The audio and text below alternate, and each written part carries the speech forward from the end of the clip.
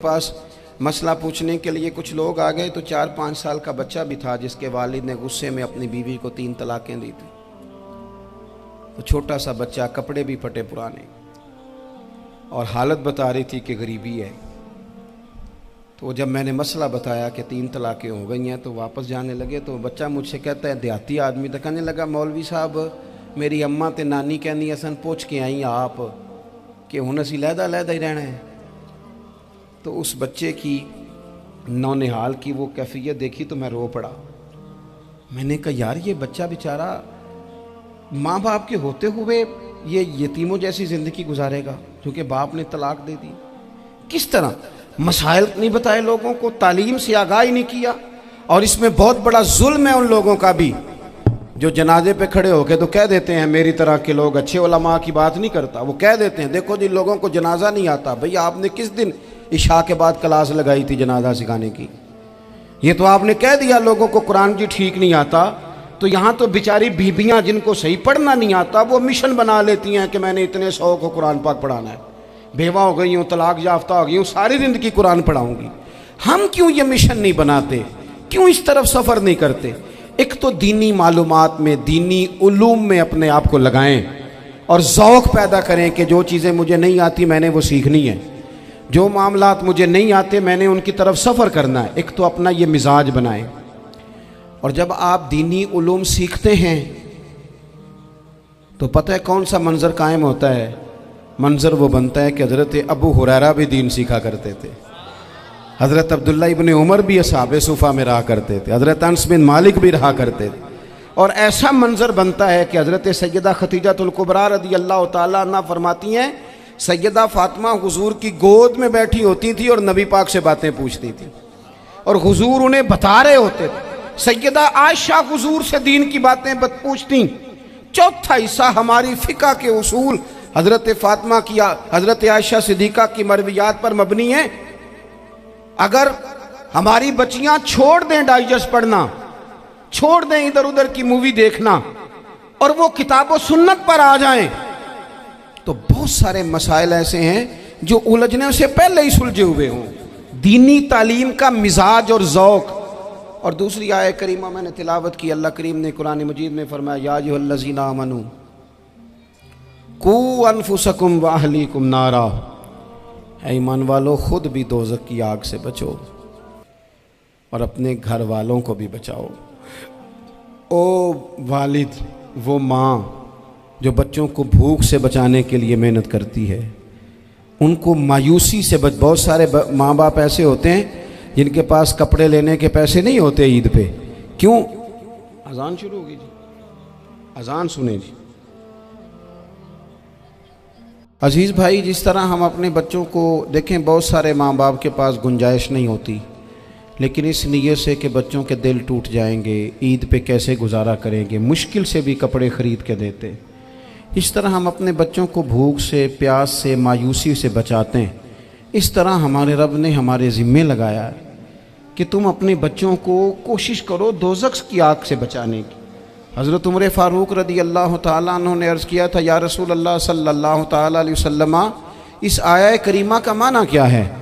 तो महबूब करीम अलैहिस्सलाम ने फरमाया, उमर, जिन चीज़ों का अल्लाह तुम्हें हुक्म देता है तुम अपने घर वालों को उन चीज़ों का हुक्म दो। जिन चीज़ों से रब रसूल तुम्हें मना करते हैं अपने घर वालों को उनसे रोको। अपने घर के अंदर निफाज़े दीन करने की कोशिश करो। मेरे भाई, बहुत ज़्यादा आजमाइश है हमारे घरों में, बेचैनियाँ हैं, इज़्तिराब है, बच्चों में सख्ती है, बहन भाई एक दूसरे के साथ लड़ते हैं, मिजाजों में तलखी आ गई। क्यों भला? इसलिए कि माँ बाप को जो बेहतरीन किरदार और जो हसीन तरीका घर में अपनाना चाहिए था, बच्चे तकरीर बाहर से सुनते हैं लेकिन वो फॉलो अपने माँ बाप को करते हैं। अगर माँ बाप में हौसला हो, सब्र हो, इत्मीनान हो, खुददारी हो, थोड़े पर गुजारा करने का मिजाज हो। देखें ना, आज डिप्रेशन है, टेंशन है, पैनिक्स अटैक्स हैं, बड़ी सारी चीज़ें आ गई हैं। क्यों भला? सब्र नहीं, तहम्मुल नहीं, बुर्दबारी नहीं। आजमाए। एक दिन एक बच्चा मेरे पास आ गया मदरसे का और आके वो रोने लगा। मेरे घर वाले कहने लगे खाना छोड़ दें, पहले इसकी बात सुन ले। मैंने कहा पुत्र क्या हुआ, किसी ने मारा है किसी उस्ताद ने? कहने लगे नहीं हजरत, घर फ़ोन किया था तो मेरी अम्मा और अब्बा की लड़ाई हो रही है। बच्चा कांप रहा है, टांगे कांप रही हैं। मैंने कहा क्या हो क्या गया तुम्हें पुत्र, लड़ाई हो रही है तो घरों में हो ही जाती है। कहने लगे नहीं आपको पता नहीं, वो बड़ा सख्त लड़ते हैं। मेरे वालिद जब मेरी वालदा को मारने के लिए आगे बढ़ते हैं तो हम सारे चारपाइयों के नीचे छुप जाते हैं, हमें खौफ आता है, वो मंजर खतरनाक होता है। ये कौन तकलीफ दे रहा है अपने बच्चों को? यहाँ बैठे हमारे यहाँ मीलों दूर रहते थे उसके घर वाले, तो वो तकलीफ में था, तो घर में क्या कैफियत होगी? अगर हौसला हो, सब्र हो, कनात हो, अल्लाह के दिए हुए थोड़े रिस्क पर हमें राजी रहना आता हो, हमारे घरों में सुकून आए, इत्मीनान आए, हम जो ज़िंदगी बड़ी खुशी खुशी गुजार सकते हैं। हमारे मिजाजों का लालच, हमारी तबीयतों की बेराह रवी, हमारी झूठी अना का बुत, उन सारी चीज़ों को ख़त्म कर देता है। अपनी ज़िंदगी के अंदर अगर हम वो किरदार अपने बच्चों को दें, जिस किरदार में मोबाइल भी हो, जिसमें गाड़ी भी हो, जिसमें पैसे भी ला के अब्बा दराज में रखता हो, लेकिन वालिद का घर में मुसल्ला भी मौजूद हो, उसकी कोई तस्वीर भी हो, वो ये भी कहता हो कि खुदा ने अपने फजल से आज 5,000 दिया है तो इसमें 1,000 गरीबों का भी है, इसमें थोड़ा सा मैंने अल्लाह की रिज़ा के लिए भी रखा है। अगर कोई मुश्किल आ जाए तो वो बाप और माँ को सब्र करता हुआ देखते हो। अगर एक बाप कर बात करे तो दूसरा बर्दाश्त करता हो। खुदारा अपनी औलादों को इस अजियत का शिकार न करो। अपने घरों के अंदर वो खुददारी, वो प्यार, वो वक़ार, वो मोहब्बत, वो अंदाज। आप थके हुए हैं, कोई शक नहीं, आप बहुत सारे मसाइल का बाहर शिकार होंगे, कोई शक नहीं, लेकिन आप बाहर से थक के आए हैं। और अगर आप बाहर अपनी फैक्ट्री के मालिक हैं और दफ्तर के बड़े हैं तो घर में भी तो आप बड़े हैं ना। आपकी माँ भी तो इंतज़ार कर रही है, उसने भी तो दुखड़ा सुनाना है ना आपको। आप ये देखिए कि आपके बच्चे भी तो इंतज़ार कर रहे हैं, वो चाहते हैं कि अब्बा आके बैठे तो हम उनके सीने पे चढ़ के थोड़ा खेलें। आपकी अहलिया मुंतज़िर हैं। कुछ बातें बीवी किसी और से नहीं कह सकती, सिर्फ अपने शौहर से कहती है, लेकिन वो तो आते ही जलाल में आ गए साहब। वो कहने लगे तू बड़ी नालायक है, मैं थका मांदा आया हूं और तूने मुझे कहानी सुना दी है। वो उस खातून से शिद्दत के साथ पेश आने लगे। मेरे रसूल पाक की हयात नूर को देखो, हज़रत उम्मे ऐमन हुज़ूर की रज़ाई वालदा हैं, उनकी भी खिदमत हो रही है। हज़रत हलीमा सादी आ रही हैं तो खिदमत हो रही है। हज़रत अब्बास हुज़ूर के चचा हैं तो करीम फरमाते हैं मेरे चचा हैं बाप की जगह पे। हुज़ूर दोस्त अहबाब सहाबा ग़ुलामों सब के साथ प्यार कर रहे हैं। 9 अज़वाज मुतहरात हैं घर के अंदर। और कैफियत ये है कि हुज़ूर सिर्फ उनकी ज़रूरतों का ही ख्याल नहीं करते, ख्वाहिशात का ही ख्याल नहीं करते, बल्कि मेरे करीम का तरीका ये है कि कोई बंदा आज बोल क्या रहा है, वो कहाँ खड़ा है, आज उसके जुमले किस तरह के हैं, उसका लहजा किस तरह का हो गया है और उसे ठीक कैसे करना है। महबूब इसका ख्याल फरमाते, तवज्जो करते।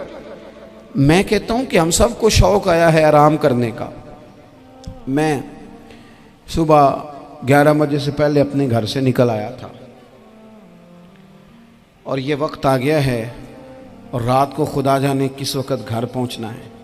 कई दफ़ा कैफियत ये होती है कि गाड़ी से उतरते हैं तो फिर दिल करता है कि कोई उठा के चलाए ना कभी।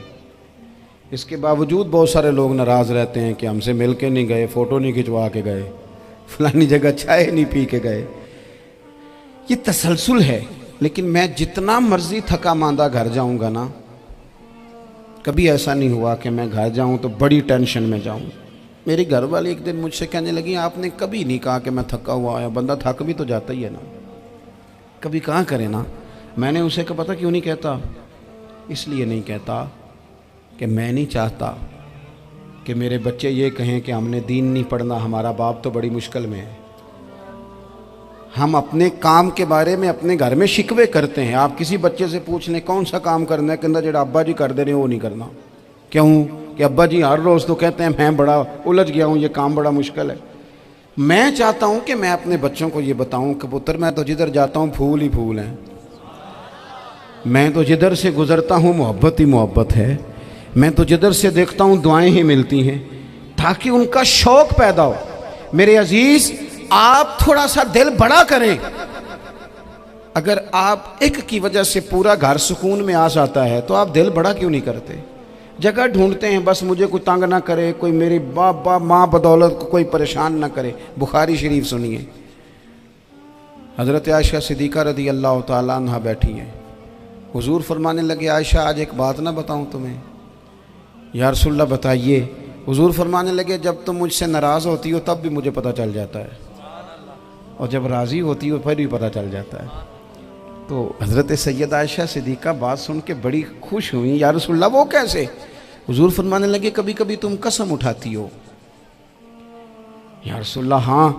फरमाया, जब होती हो ना राज़ी, खुश, तो फिर कहती हो मुझे रब्बे मोहम्मद की कसम सल्लल्लाहु अलैहि वसल्लम। फिर तुम मेरे नाम के साथ रब करीम का नाम मिला के कसम उठाती हो, रब्बे मोहम्मद की कसम। या रसूलल्लाह बिल्कुल ऐसे ही है। और फरमाया, जब तुम्हारे दिल में कोई बात होती है ना, तो फिर तुम कहती हो मुझे रब्बे इब्राहीम अलैहिस्सलाम की कसम, फिर तुम रब्बे मोहम्मद नहीं कहती। ये बुखारी मुस्लिम में मौजूद है। हज़रत आयशा सिद्दीक़ा ने तो बात सुनी तो खिल गई तबीयत, कहने लगी, करीम सदके जाऊँ, यहाँ तक ख्याल फरमाते हो? किसके जुमले कहाँ पहुँच गए, यहाँ तक ख्याल है? फरमाया, मुझे पता चल जाता है कि तुम्हारी कैफियत क्या है, कहाँ खड़ी हो। ओ भाई, हम तो अपनी माँ का भी ख्याल नहीं रखते।